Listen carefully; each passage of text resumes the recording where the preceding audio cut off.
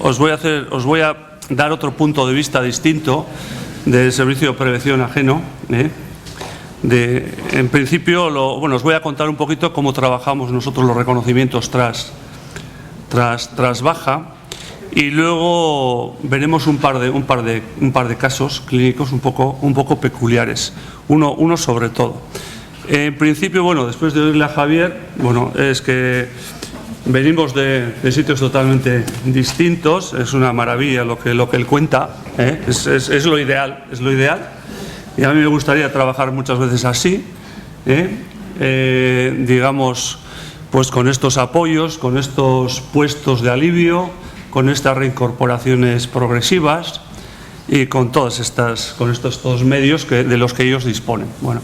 Entonces, yo os voy a contar un poquito la filosofía de un servicio de prevención ajeno, que de hecho, tenemos que existir, aunque igual no es lo ideal. Tenemos que existir porque, digamos, la red que tenemos aquí, el tejido industrial que tenemos, sobre todo en el País Vasco, pues es de empresas medianas y pequeñas, y a esos trabajadores hay que atenderles exactamente también. Entonces, evidentemente, no podemos llegar a estos niveles de calidad, pero intentamos hacer lo que podemos.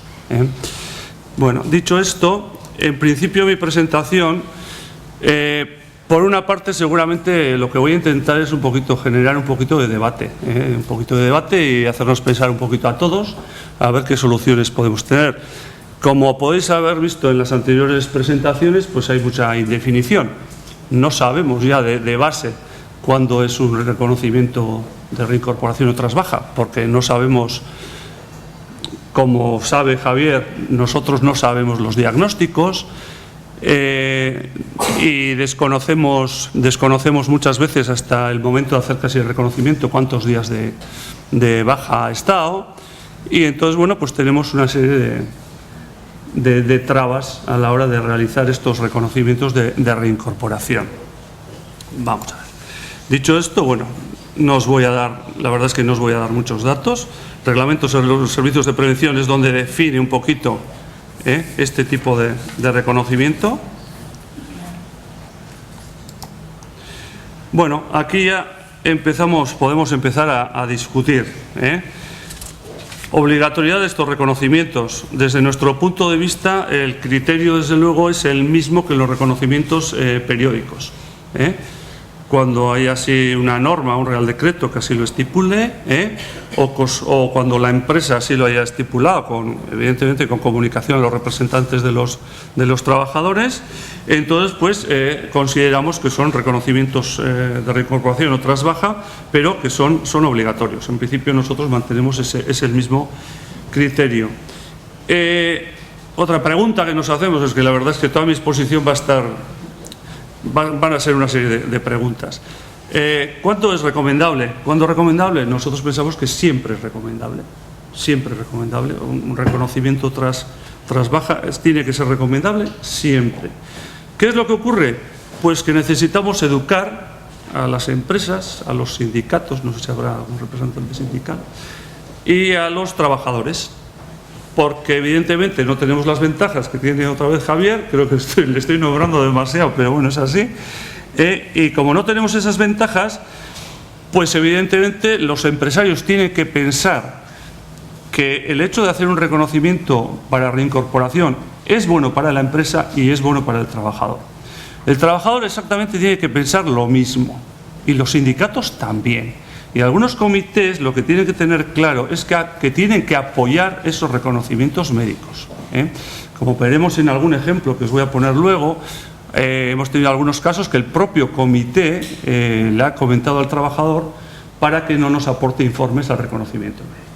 Quiero decir, con todo esto lo que quiero decir es que, aparte de la mala fama que podamos tener, que los reconocimientos, exámenes de salud no sirven para nada y todo ese tipo de cosas, le tenemos que dar un poquito la vuelta a todo esto. Y lo que sobre todo tenemos que lograr es la confianza de los trabajadores, de los sindicatos y de los empresarios.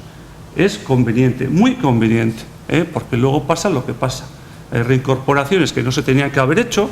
Nosotros muchas veces, como venimos de mutua, venimos porque pertenecíamos a una mutua Bueno, en este caso, IMQ Prevención, pertenecíamos a 3 mutuas, pero bueno, la historia ya os la contaré otro día.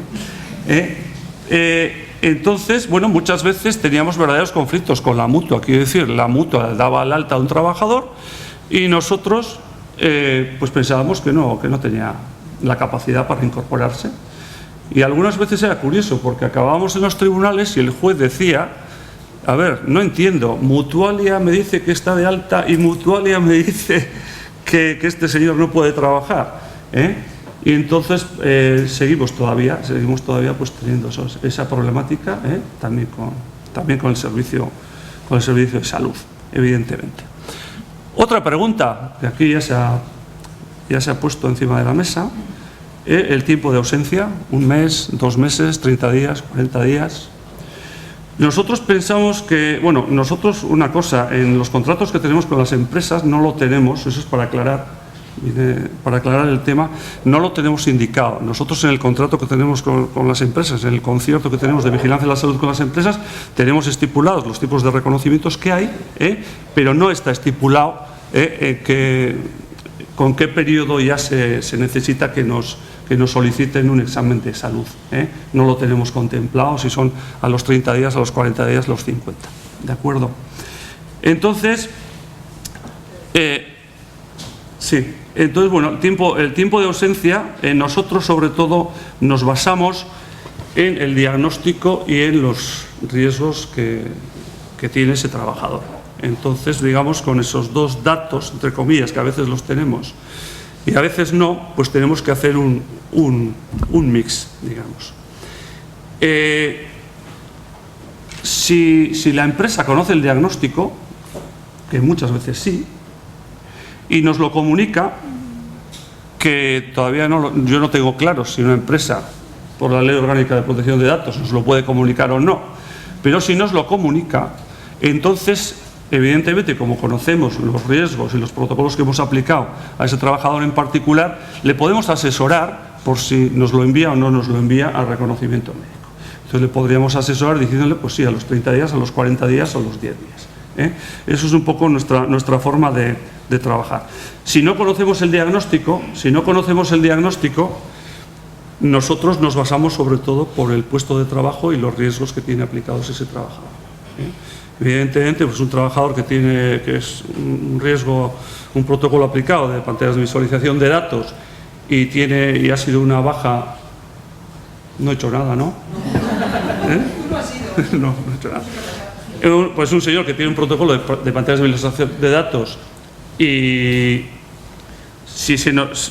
quiero decir, si sabemos el diagnóstico, por ejemplo, ha sido una neumonía, evidentemente pues no le recomendamos venir a reconocimiento, a reincorporación tras baja.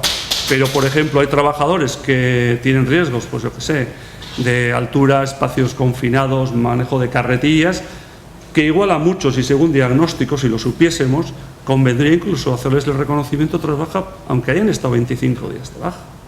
O sea, en eso nos tenemos que basar sobre todo el diagnóstico si lo conocemos y si conocemos los riesgos, que eso los tenemos que conocer de hecho. Evidentemente, nuestros compañeros del Servicio de Salud, de Osakidetza, el concepto de ITE lo tienen como un concepto de curación, no como un concepto de incapacidad transitoria. Entonces, bueno, con eso tenemos que jugar. Quiero decir, ellos curan un esguince de un gerente, lo mismo que un esguince de un señor que está subiendo y bajando escaleras o que trabaja en una fundición. Como eso está así y ese concepto todavía no se ha cambiado ni se cambiará, bueno, pues entonces nosotros sí que tenemos que trabajar ahí en conocer los riesgos y evaluar si hacemos el reconocimiento, sobre todo es derivado de los riesgos a los que está expuesto. Vale. El procedimiento que nosotros seguimos: la empresa contacta con el Servicio de Vigilancia de la Salud y solicita cita para el trabajador. En este caso, en nuestro caso, es la empresa la que nos solicita la cita, no es el trabajador. Para nosotros está bastante claro que la empresa es nuestro cliente y el trabajador es un usuario. Es el usuario y, por lo tanto, la empresa cliente es la que nos tiene que solicitar la cita. El trabajador no nos lo tiene que solicitar directamente. Damos fecha para el reconocimiento y se intenta, o por lo menos intentamos, que sea, y ahora podremos discutir, que sea previo a la reincorporación. Y todo el mundo dice, joder, previo, es que es muy complicado, justo no tenemos citas para ese día y bueno, solemos tener unos conflictos. Siempre nos aprovechamos, sobre todo en bajas de larga duración, los periodos vacacionales que tienen los trabajadores. Antes de reincorporarse suelen tener algunos periodos de vacaciones que les han quedado, que han ido teniendo. Y entonces, ante esa posibilidad, pues ahí podemos ajustar las citas. O sea, normalmente intentamos que sean previos a la reincorporación, jugando un poquito con las vacaciones o dando las citas de una forma más o menos urgente. Sí que os quería comentar también que en algunos casos incluso nos conviene, yo desde mi punto de vista de médico del trabajo, sí que nos conviene que sea un poco posterior a la reincorporación. Y muchas veces, sobre todo, trabajadores expuestos a riesgo de movimientos repetitivos, trabajadores que trabajan en cadenas de montaje y cosas de ese tipo, sí que a veces nos conviene saber la opinión del trabajador, conocer sus sensaciones a la hora de haber empezado a trabajar. Entonces, muchas veces, igual el trabajador, pues le hacemos el reconocimiento de reincorporación tras baja, igual después de haber estado una semana o unos días trabajando. Y así tenemos sobre todo la información in situ del trabajador que nos dice, oye, pues me he sentido bien, no hay ningún problema, o estoy notando otra vez molestias del problema del que me han dado el alta, y a mí me resulta a veces interesante que el trabajador ya se haya reincorporado, por lo menos durante unos días. El tercer punto, solicitamos que el trabajador acuda aportando informes médicos del proceso de causa de la IT. Hombre, esto es fundamental. También se lo decimos a la empresa. Es una forma, en principio, de que la empresa le comente al trabajador de que nos tiene que aportar informes. Si no nos aportan informes, nosotros no estamos en la tesitura de los servicios de prevención propios. Si no nos aporta informes es que verdaderamente estamos vendidos, estamos muy vendidos, y muchas veces incluso aunque el trabajador colabore, no nos cuenta, a veces de forma consciente y otras veces de forma inconsciente, no nos cuenta toda la verdad. Entonces sí que necesitamos informes para hacer nuestra labor, y por eso los solicitamos siempre. Bueno, ¿y qué hacemos si no acude al reconocimiento? Entendemos que el reconocimiento, estamos hablando de los reconocimientos, en este caso, los que hemos dicho obligatorios. Si no son obligatorios, bueno, pero si son obligatorios. ¿Firma la renuncia o no firma la renuncia? Bueno, si firma la renuncia, en principio la empresa está a salvo porque ha cumplido con la ley y ha ofrecido la vigilancia de la salud a sus trabajadores. Si no firma la renuncia al reconocimiento médico, nosotros lo que sí asesoramos a la empresa y le decimos que intente tener una serie de testigos cuando el trabajador dice que no quiere firmar la renuncia. Entonces, bueno, nosotros a las empresas les asesoramos en ese sentido. Por lo menos que la empresa tenga un documento en el cual se haga palpable que ellos, por lo menos, le han intentado ofrecer la vigilancia de la salud al trabajador. Eso es lo que nosotros solemos asesorar, digamos. Si acude a reconocimiento médico y aporta informes, bueno, daremos las conclusiones, las recomendaciones que tengamos que dar. Y luego, pues, la última pregunta que nos hacemos. Ya veis que todo está hecho en base a preguntas. Si no aporta informes, ¿podemos negarnos a dar una aptitud? Luego lo hablaremos en el último caso clínico que pongo, porque es un caso típico. Si no aporta informes, ¿podemos negarnos a dar una aptitud? Bueno, ya sabéis que desde Osalan, bueno, digamos que ya en principio los servicios de prevención no vamos a tener, digamos, esa obligación, aunque eso contrasta con todas las coordinaciones de actividades empresariales, no vamos a tener que dar aptitudes. Podríamos dar recomendaciones en reconocimientos que no son del todo obligatorios. Pero bueno, al final las empresas nos exigen aptitudes y las empresas son las que nos pagan. Y entonces, bueno, pues eso lo veremos un poquito más adelante. Continuamos. Varios tipos de aptitud que podemos extender. El apto, Sobre el apto, nueva valoración en X meses, nosotros lo utilizamos bastante habitualmente, ¿eh? Es nuestra forma de pensar. Quiero decir, muchas veces le ponemos, bueno, te doy el apto, pero te quiero ver dentro de 3 meses, o te quiero ver dentro de 4 meses. Otra cosa para nosotros importante es cuando ponemos que queremos hacer un reconocimiento o sea, otro nuevo reconocimiento a los 3 meses, a los 2 meses, cuando queremos hacerlo, por favor intentamos que le vea el mismo médico. Sería, sobre todo en organizaciones como la nuestra, pues que tenemos un montón de dispensarios y un montón de profesionales, pues evidentemente no estarían las cosas bien hechas si el médico que la ha visto y que ha sido además el que ha determinado que le tiene que ver a los 3 meses, pues luego no es el que le vuelve otra vez a ver. Entonces en eso sí que deberemos tener muchísimo cuidado. Apto con restricciones o limitaciones, todos conocéis, bueno, informamos a la empresa, informamos al trabajador, Normalmente la decisión evidentemente es nuestra, el hecho de informar a la empresa o el hecho de informar al trabajador no quiere decir que podamos, aunque lo hacemos alguna vez, cambiar de opinión o no, pero sí que solemos informar a la empresa y al trabajador incluso antes de extender la aptitud de forma física en el informe. Siempre puede haber alguna opinión, alguna sugerencia, bien por parte del trabajador o de la empresa, que nos pueda llevar a todos pues a un final más o menos feliz, digamos. No apto. Cuando extendemos un no apto, tras reincorporación, que se suelen dar. Bueno, lo primero que tenemos que pensar es qué porcentaje de tareas este trabajador no es capaz de hacer. También tenemos que pensar si la empresa pues, tiene un puesto compatible, que luego evidentemente lo que le pediríamos a la empresa es que nos solicite otra cita para valorar si es apto o no para el otro puesto.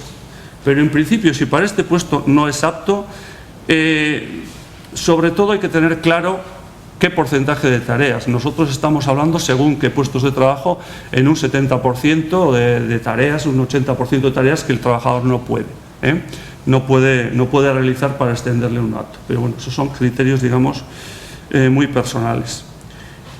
Informamos, si es un apto, informamos a la empresa y al trabajador, igual que antes, de nuestra decisión, y hablamos con ellos. Un no apto creo que es una cosa muy seria. Y entonces las cosas tienen que quedar totalmente diáfanas y claras, con el trabajador, con sus abogados, con el empresario y con todo el mundo.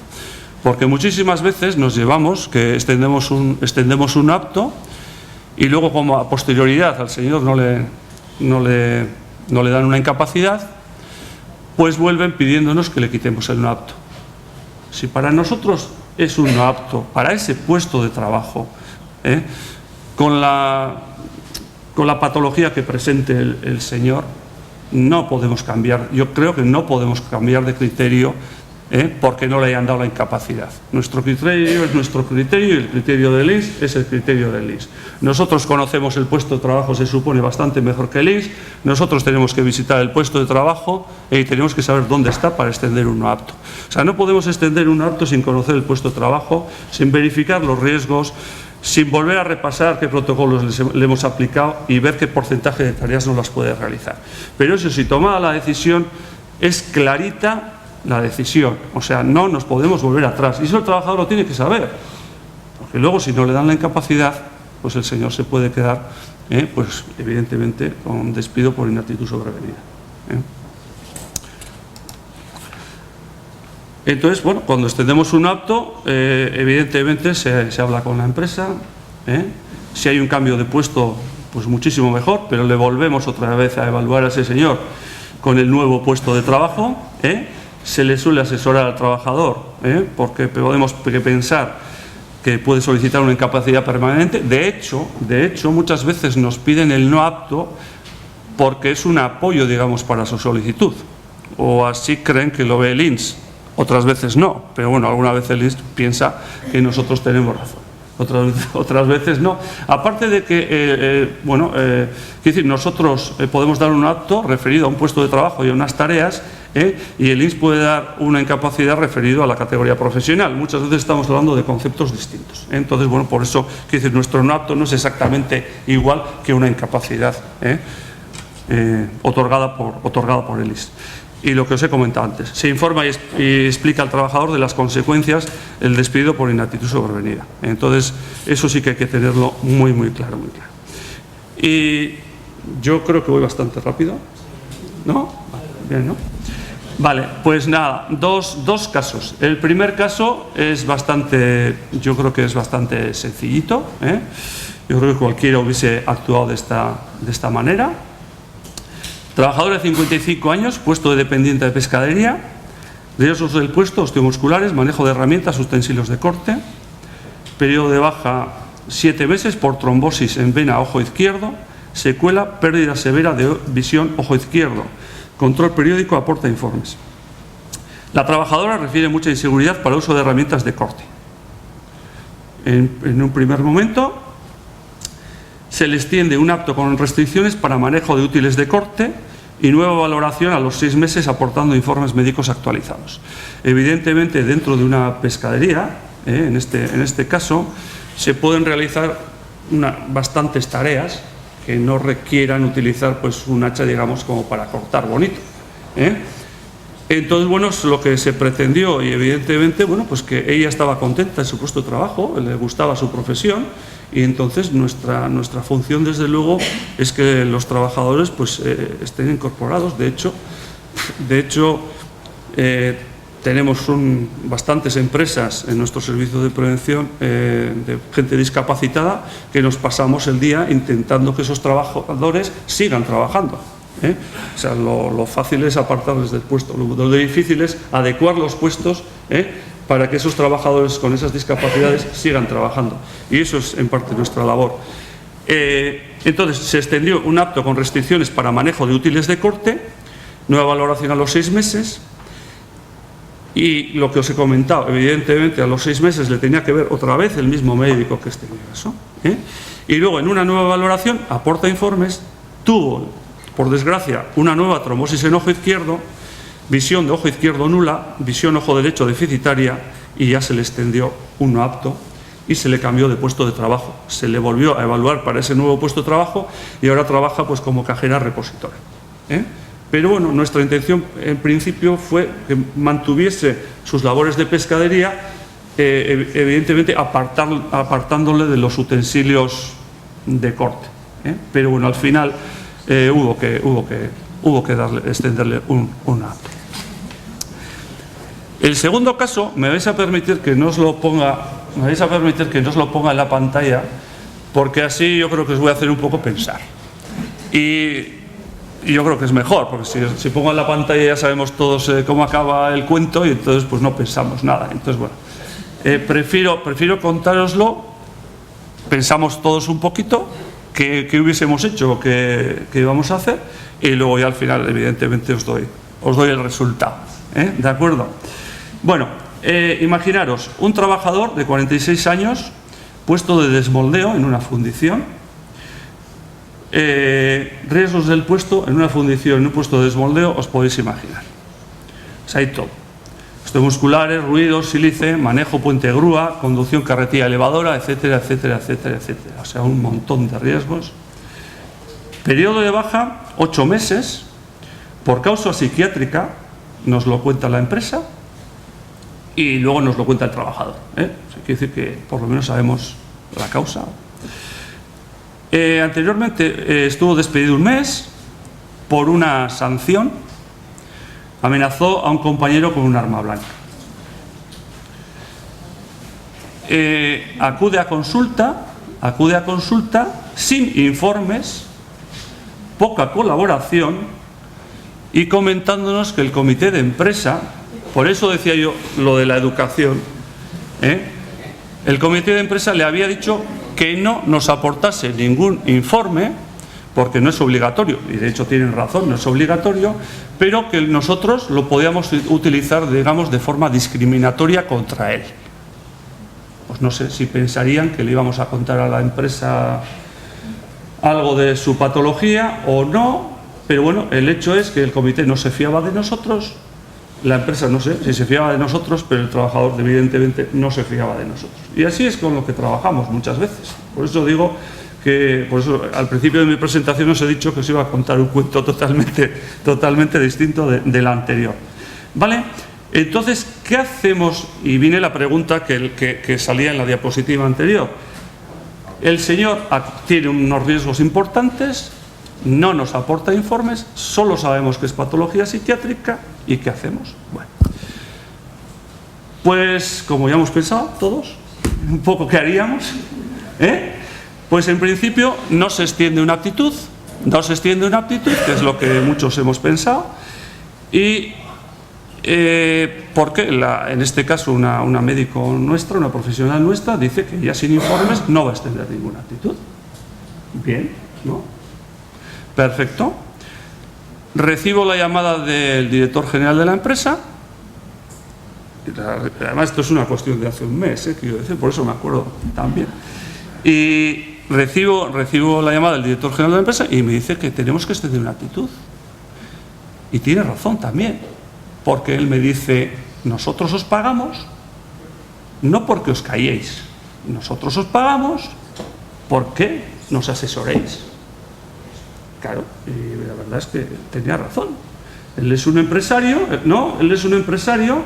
Bueno, podemos discutir, justamente para eso luego discutimos todo lo que queramos. Entonces, el empresario nos dice, oye, tenéis que mojaros, para eso os pago, y os pago para que os mojéis.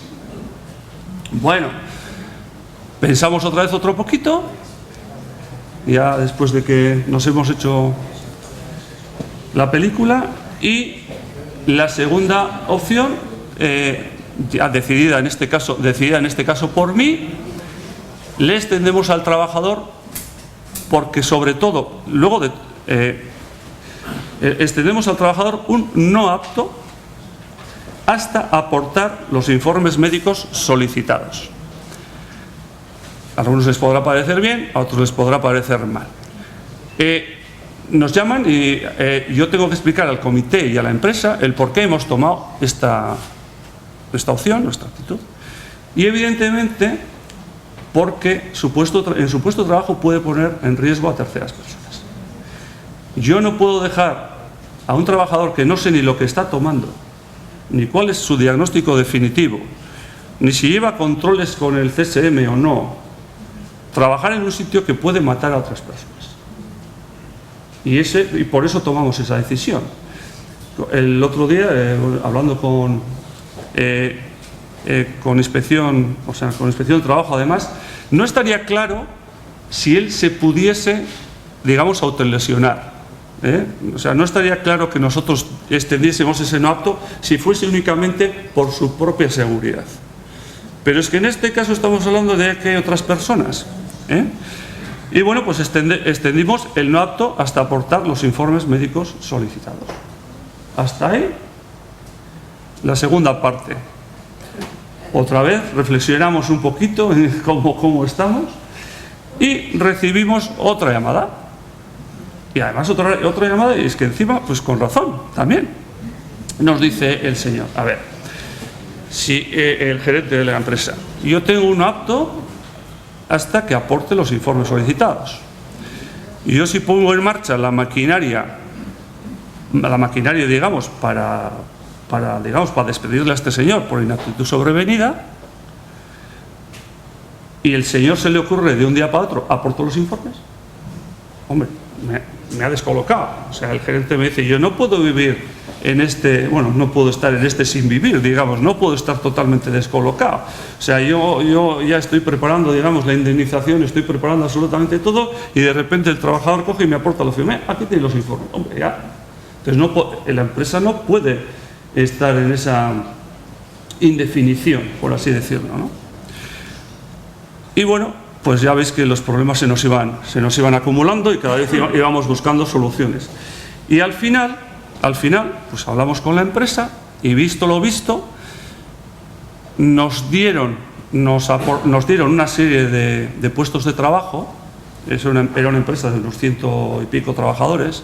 Evidentemente esto, si hubiese ocurrido pues en una calderería de 10 trabajadores, pues no se hubiese solucionado así la cosa. Pero bueno, ya la empresa preocupada, pues porque la primera solución no les había gustado, la segunda solución no les había gustado, les dijimos que más soluciones, desde nuestro punto de vista, tampoco había, pues nos dieron un listado de puestos de trabajo para que nosotros decidiésemos cuál era el más liviano y en cuál se podría reincorporar ese trabajador. En este caso, nuestra médico visitó los puestos de trabajo, repasó la evaluación de riesgos de todos los puestos, vio tanto las probabilidades de los riesgos como la gravedad de los mismos, y al final extendimos un acto con restricciones en un puesto de trabajo bastante liviano, en el cual exclusivamente y difícilmente se puede hacer daño a él mismo, y le pusimos apto con restricciones para manejo puente grúa, carretilla elevadora y trabajo nocturno. Todo esto sin conocer los informes, Pero bueno, a día de hoy el trabajador está trabajando en ese puesto de trabajo y en principio no hay ningún conflicto, y con las restricciones que le hemos puesto pues pensamos que podemos proteger al resto de compañeros. Quiero decir, y así es un poco cómo ha acabado la historia. Pero es una historia que a mí por lo menos me ha hecho pensar mucho, y por eso la he traído, porque perdón. Entonces, como me ha hecho pensar mucho a mí, pues os la he expuesto para que a vosotros también os haga un poquito reflexionar sobre lo que nos podemos encontrar. Y con todo esto, muchísimas gracias por haberme atendido. Gracias a Osalan por habernos invitado. Y nada, buenos mediodías.